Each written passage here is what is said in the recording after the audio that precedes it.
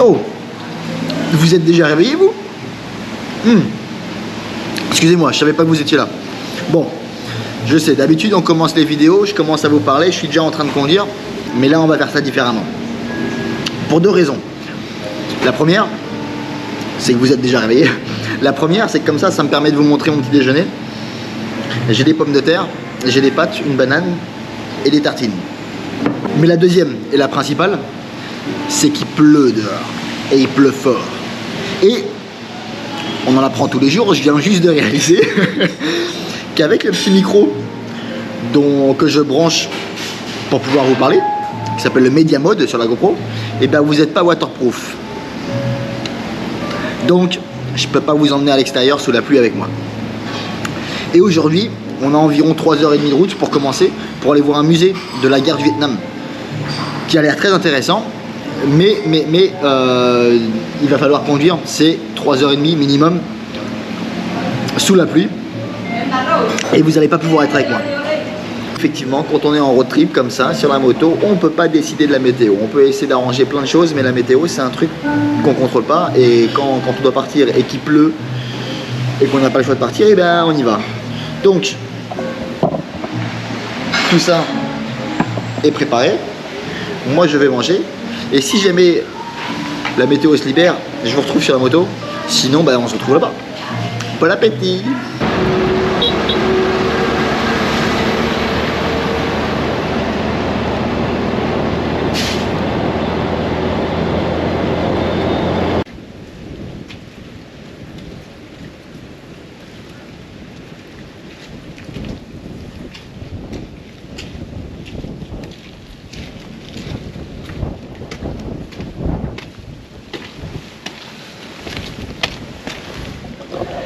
Là, vous êtes sûrement en train de vous dire, Juan, où est-ce que tu es encore? Laissez-moi vous expliquer. Je suis à Khe Sanh. Qu'est-ce que c'est que ça? Ça se trouve au sud de l'ancienne DMZ, l'ancienne zone démilitarisée qui séparait le nord et le sud du Vietnam. Donc, qu'est-ce que c'est que ça? Et en fait, ce lieu, donc Khe Sanh, où je me trouve actuellement, a été, il y a plus de 50 ans, l'endroit de féroces et sanglantes batailles, au pluriel, qui ont duré pendant très longtemps. Et pas juste là où je me trouve, hein, mais toutes les collines qui m'entourent, toutes les plaines et les vallées qui sont par ici, ont été assez remuées il y a une certaine époque, pardon. Et c'est la raison pour laquelle je me trouve ici. Pour venir jusqu'ici, j'ai pris la fameuse route numéro 9. Ceux qui ont envie d'en savoir plus, parce que je vais pas vous refaire un cours d'histoire, mais ceux qui ont envie d'en savoir plus peuvent facilement trouver toutes les informations sur internet. Voilà, je me trouve dans un des hauts lieux de l'une des batailles pendant la guerre du Vietnam. Alors il n'y a absolument personne ici, c'est extrêmement venteux, il pleut, ça donne une ambiance un petit peu particulière à l'endroit. Rouler sous les grandes rafales de vent pour venir jusqu'ici, mais ça contribue à l'atmosphère un peu spéciale, j'imagine, de l'endroit. Dans ces collines que vous voyez ici devant moi, il y a eu certaines des plus grosses batailles de la guerre du Vietnam qui se sont déroulées ici. De très nombreuses vies humaines ont été perdues, malheureusement, des deux côtés, côté vietnamien et côté américain. Et c'est assez étrange en fait de s'imaginer que dans cet endroit incroyable, dans cet endroit quand même qui est beau, qui est très beau, qu'il y ait pu y avoir autant de destruction, autant de peur, autant de mal qui a été fait, alors que malgré la pluie, on voit que c'est quand même un endroit qui est magnifique, qui est très joli. Et je vous avoue qu'il y a une ambiance particulière par ici. Il reste encore certaines anciennes tranchées qu'on peut voir ici, qui reliaient les bunkers entre eux. Et c'est dommage parce qu'il n'y a vraiment rien qui est entretenu. C'est vraiment laissé à l'abandon, on va dire. J'ai eu la chance d'aller plusieurs fois en Normandie pour aller voir les anciens lieux où il y a eu les batailles pendant la deuxième guerre mondiale, pardon. Et autant vous dire que c'est quand même bien mieux entretenu qu'ici. et avec beaucoup plus d'informations. Ici vous êtes un petit peu en mode tiens regarde, c'est ici, vas-y jette un œil, fais-toi plaisir, nous on s'en bat un peu les couilles. Et je dis pas que c'est ça, je dis juste que c'est l'impression que ça donne. Certains d'entre vous se demandent peut-être pourquoi j'ai mon sac à dos avec moi sur le dos. C'est parce que comme je voyage avec toutes mes affaires, j'ai pas le choix que de l'emmener avec moi partout, sauf si j'ai envie de le laisser sur la moto, au risque de me le faire voler. Même si pour tout vous dire, je n'ai pas vu grand monde par ici. Ça n'empêche que j'étais très content d'être venu, d'avoir pu voir cet endroit, un petit peu mystique, un petit peu étrange, je vous l'avoue, mais impressionnant quand même. Il n'y avait pas beaucoup d'informations, pas beaucoup de panneaux. Il y a quand même le mérite d'avoir un petit musée, bon, extrêmement subjectif, mais un petit musée quand même.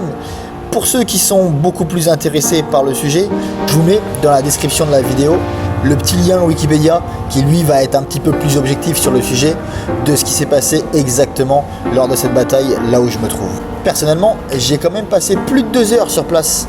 Il y avait un C-130, il y avait un Chinook et j'ai tout simplement pris le temps d'apprécier cet endroit qui aujourd'hui est si calme.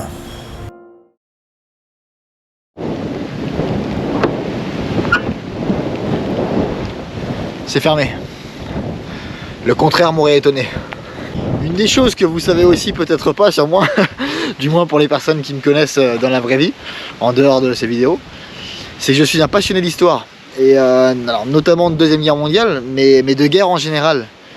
Et une des raisons aussi qui m'a poussé à venir voir ce lieu, c'est ma passion pour tout ça. Quand j'étais plus jeune, je pouvais regarder des films de guerre, et c'est encore le cas d'ailleurs, pendant des heures et des heures et des heures, des documentaires, des livres, des films, tout ce que je pouvais trouver, notamment sur la Deuxième Guerre mondiale, mais sur la guerre en général, ça m'a toujours énormément intéressé. Donc c'est une des raisons aussi pour laquelle je me trouve ici aujourd'hui, dans ce lieu particulier. Alors moi je vais finir ma banane que j'ai prise au petit déjeuner ce matin et je vais boire le thé que le monsieur du musée m'a gentiment offert et je vais reprendre la route. Il me reste 2h30 de route je crois jusqu'à Hue, l'ancienne capitale du Vietnam. Mais je vais vous ranger, pardon, je vais pas vous emmener avec moi parce que je suis sous plastique et il y a énormément de vent, je sais pas si vous pouvez l'entendre, il pleut. Donc j'ai pas envie que vous soyez mouillés dehors. Je vais vous ranger et on va se retrouver là-bas dans quelques heures. Bisous.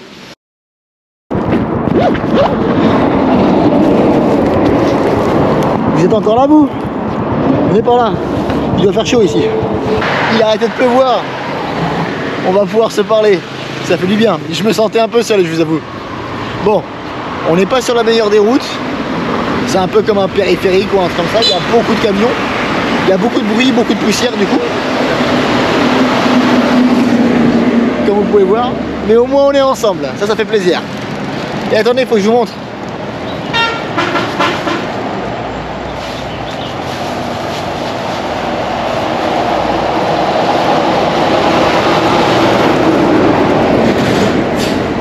Qui connaissent pas, ça c'est le plastique que j'enfile quand il pleut vraiment fort et que ça suffit pas et on ressemble un peu à un cosmonaute et ça fait beaucoup de vent mais c'est pratique. Allez, bougez pas, je range tout ça et on y va.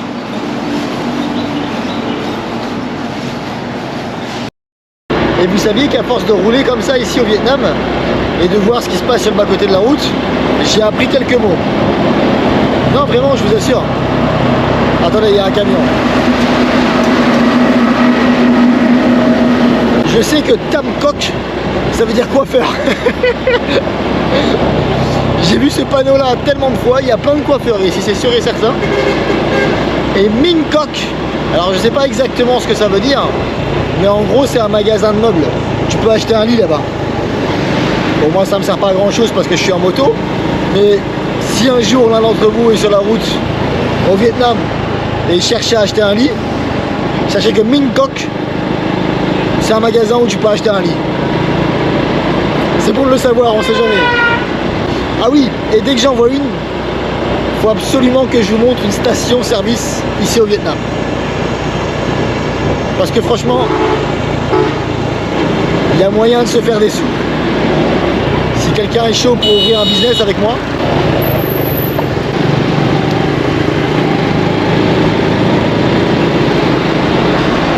Vous avez mon Instagram là sur la chaîne. Envoyez-moi un message privé. Il y a moyen de se faire du business ici au Vietnam hein, avec les stations-service.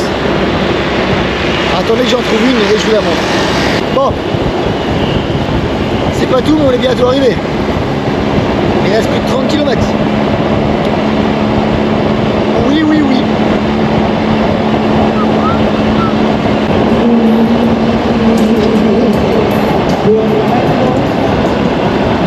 Il faut un karaoké sur le bord de la route comme ça. Tout à fait normal. Une chose qu'il y a aussi beaucoup sur cette route que je prends depuis 3 jours maintenant, c'est les gros camions. Et vous savez, les camions avec les devants comme aux États-Unis. Et en fait, ils transportent les conteneurs qui traversent le Vietnam, qui traversent le Laos et qui vont jusqu'en Chine. Et j'essaierai de vous les filmer quand je changerai la caméra de place, pas maintenant. Et vous verrez, mais il y en a partout. Et ils font beaucoup de bruit et ils ont des klaxons bizarres. Ah merde, le feu est rouge.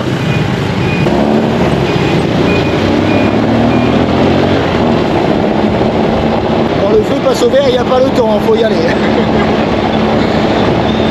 Chantal, tu t'endors pas au feu rouge, s'il te plaît. Allez, on y va. Ah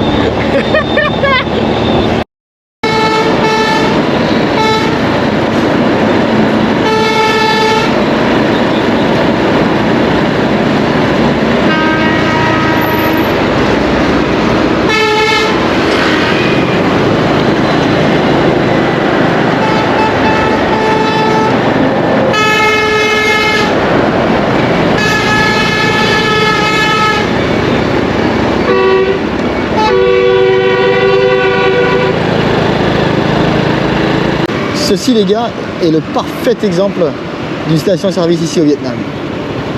Il n'y a absolument rien. Il n'y a absolument rien du tout. Juste ici elle m'a dit. Allez hop, juste ici. Hello. Laissez-moi vous montrer dans un instant. Full please. Yeah, full.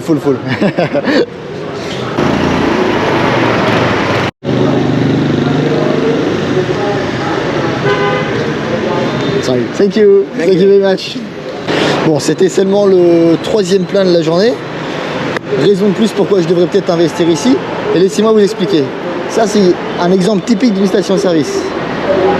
À part pour des toilettes qui laissent à désirer, il n'y a absolument rien. Tu peux pas boire un café, il n'y a pas de supérette, tu peux pas te poser, tu peux même pas acheter une bouteille d'eau, il n'y a rien du tout. Donc imaginez si tu montes un business ici avec de quoi boire un café, un thé, manger un sandwich, comme chez nous quoi en fait tout simplement, les sous que tu vas pouvoir te faire. Et ça c'est dans toutes les stations-service ici. Vraiment c'est affolant. C'est la première chose que je me suis dit quand je suis arrivé ici. Il y a un business à faire avec les stations-service. Bon allez, plus de quelques kilomètres et on est arrivé. Merci encore une fois d'avoir pris le temps de regarder cet épisode avec moi. Si vous avez des questions, n'hésitez pas en commentaire. Et promis, dans le prochain épisode, la bonne humeur, elle est de retour. Je vais vous montrer un petit peu ce qu'il est possible de manger dans les rues d'Hanoï ici, super facilement.